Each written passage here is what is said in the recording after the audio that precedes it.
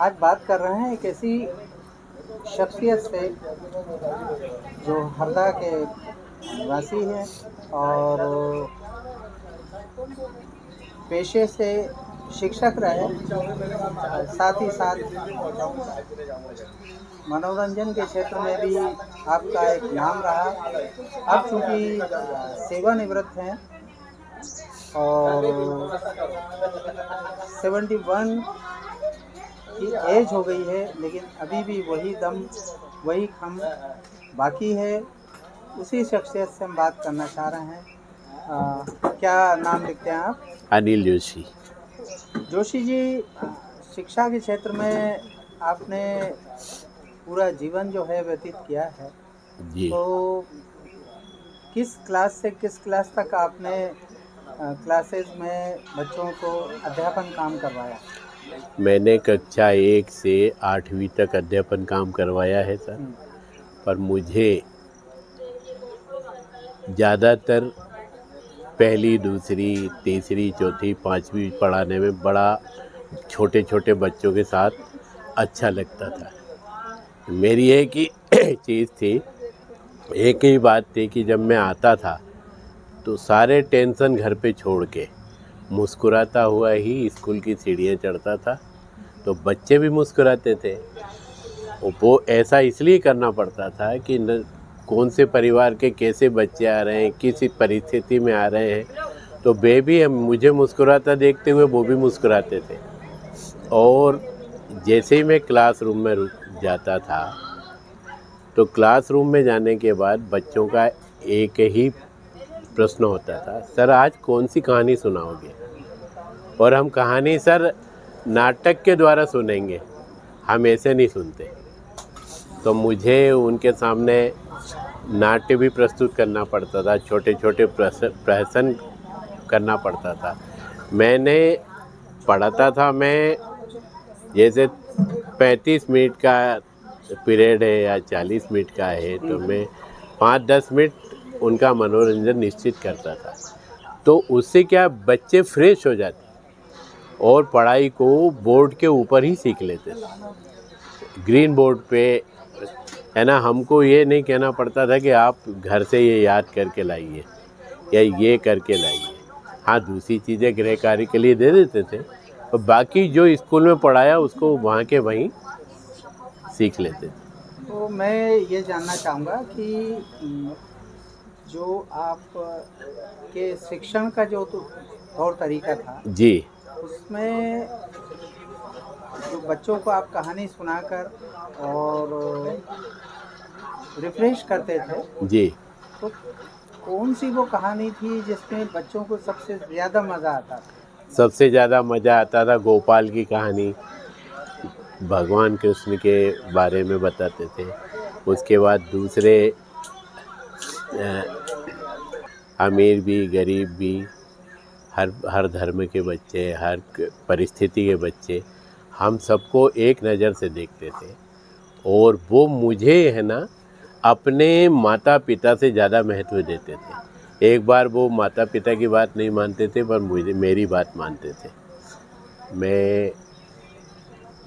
मेरा एक बार transfer Urdu school में भी हो गया था, तो मुझे कुछ लोगों ने कहा भी कि वहाँ, तो मैं फिर भी हिम्मत करके गया। वहाँ सभी मुस्लिम बच्चे थे, मुस्लिम टीचर थे। जब उन्होंने हमसे कहा कि नहीं, आप जो है यहाँ रहकर तो देखो। जब मैं 1 महीना रहा तो मुझे वहाँ इतना मतलब उन्होंने मुझे सहयोग किया पढ़ाई में, एक कर्मचारी की हैसियत से, बच्चों ने भी, पालकों ने भी, कि मैंने वहाँ पर कम से कम 9 साल निकाल दिए। और उसके बाद जब मैं वहाँ से आया तो उनका मूड नहीं था विदाई करने का, पर वहाँ पर हेडमास्टर की पोस्ट थी नहीं, तो मुझे भी कुलहरदा आना पड़ा। कुलहरदा में भी मुझे इतना अच्छा मतलब सहयोग किया टीचर्स ने। तो मैं ये माना है कि अगर अपन उनके ऊपर भी है पोस्ट पे, अगर हम उनके साथ सहयोग करके चलेंगे, अधिकारीपन बता के नहीं चलेंगे, तो निश्चित रूप से बहुत अच्छा चलेगा। क्योंकि हेडमास्टर एक व्यवस्थापक होता है, अधिकारी नहीं होता। पर कई जगह मैंने देखा है कि अधिकारी के रूप में भी है ना किसी टीचर को करते हैं, तो वो गलत है। व्यवस्थापन का मतलब है कि सबको सहयोग से लेके चलो कि आपकी बात को सब मान के चलेंगे। सरकार का सीधा सा मतलब ये है। और वैसे आप जब हमने चला तो सरकार की मंशा के हिसाब से चला कि एजुकेशन विभाग ने जैसा पद बनाया था, बिना अधिकारों का पद है, कोई मतलब उसमें वो नहीं था, पर फिर भी हमको सब बड़ी इज्जत दे के चलते थे। बहुत अच्छा स्टाफ था हमारा, बच्चे भी हमारी सुन के चलते थे। और मैं ज़्यादातर चाइल्ड सेंटर्ड मेथड का उपयोग बहुत कम करता था। 90% में चाइल्ड सेंटर्ड का करता था, टीचर सेंटर्ड का नहीं करता था। चाइल्ड सेंटर्ड में क्या होता है कि बच्चों को केंद्र मान के पढ़ाई करना चाहिए। तो क्योंकि एक छोटा सा बच्चा वो भी जानता है कि मेरे गांव में पोस्ट ऑफिस कहाँ है, मेरे गांव में बस कहाँ रुकती है, सब जानता है छोटा बच्चा।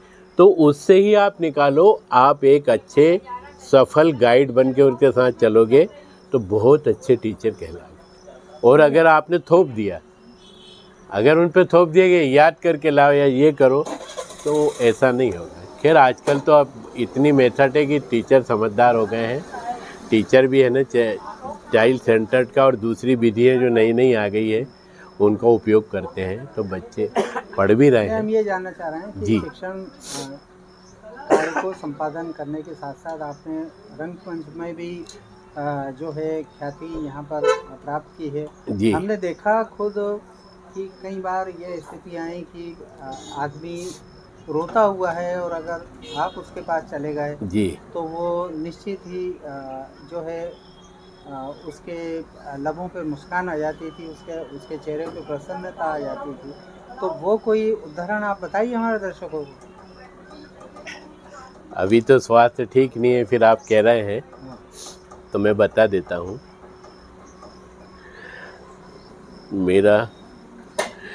मेरा बिल्कुल मन नहीं लगता सर। मेरे घर की परिस्थितियाँ क्या है मैं नहीं जानता। मैं पैसे से मोहताज हूँ, मैं क्या करूँ समझ नहीं आता। अरे पैसा तो अपने हाथ की धूल है, कभी भी इसको कमाए। तुम मेहनती आदमी हो, हंसमुख आदमी हो, इतने अच्छे आदमी हो, और तुम दुखी होगे तो मेरा क्या होगा? मैं तुम्हारा हेडमास्टर हूँ। हंसिए पहले सर, हंसो हंसो। जी सर, हंसने में सब कुछ है बेटा, और नहीं तो कुछ नहीं है। आप एक अच्छे जिम्मेदार टीचर हो, बच्चों के सामने अगर ऐसा करोगे तो क्या करोगे? आपकी जो भी जिम्मेदारी है वो आप निभाओ। दुख सुख तो आते रहते हैं, आज कठिनाई है तो कल आपको सुविधा भी मिलेगी। अपने घर की बातें जो है आपसी में निपट के सब कुछ हल हो जाता है। कोई भी आदमी दुनिया में ऐसा नहीं जिसके सामने समस्या नहीं आती। ठीक है ना? ये देखा आपने अनिल जोशी जो हमारी शहर की हरदा की एक शख्सियत है, एक नाम है, शिक्षा के एक सफल शिक्षक के साथ साथ इन्होंने रंगमंच पे भी अपनी सेवाएं दी हैं और आज भी सतत इनका अभिनय का कार्य जारी है। आप देखते हैं अग्निचक्र लाइव न्यूज़। मेरे साथ एक को बता दो, एक